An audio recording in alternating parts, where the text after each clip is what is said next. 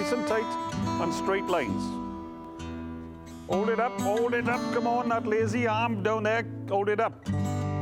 Work it down loud, go on, get him up there. Go on, move it on. Banwen Pony Club is formed in 1957. In the early days, there were so many of the Welsh mountain ponies roaming the hills, and any youngster that wanted to get on a pony could access a pony, really. The theme of the Prince Philip Cup, when Prince Philip started, it was for ordinary children on ordinary ponies. It has gotten a little bit specialist, but it is something that anybody can partake in, whatever level of pony they got. Come on, let's attack. In and out, let's go. Come on, let's see a bit of aggression there. Drive it in, drive it out. Come on, run him on. Fi ddim wedi cael ceffyl hyn am fel wythnos, so mae hi dal yn newydd. Ond fi wedi bod yn marchogaeth ers bod fi'n fel fach iawn, oherwydd rwy'n byw ar fferm, a mae fel rieni fi yn marchogaeth, a mae fe jyst yn y teulu. Good, that's nice. So I wedi bod yn gwneud multi games yn llawer. Fi wedi dechrau blwyddyn hyn, a mae cwgi yn ceffyl newydd fi. A ni'n neud yn dda. Mae'n just rhaid practice o llawer nawr. In there. Just open your hand. Right down into it, open your hand.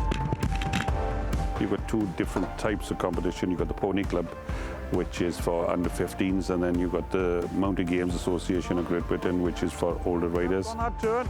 It's a series of games that involve agility, speed, and endurance of ponies. It's relay races on an arena the size of about a football field, really. Good girl. Hold him up, hold him up. Lot o'r plant fan hyn, maen nhw gyd yn byw yn local. Mae rai nhw wedi rido i Gymru, mae rai nhw'n wedi bod pedwerydd 5 yn y byd. Sym eisiau ceffyl rhy bryd yn nhw, a maen nhw gyd cystadlu gyda'i gilydd.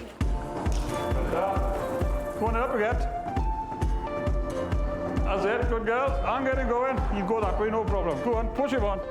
This is a local type pony. This is the type that would have been bred on the hill here years ago, and it's what everybody would have been using to do games. But these days now they've gone for more specialist breeds. In there.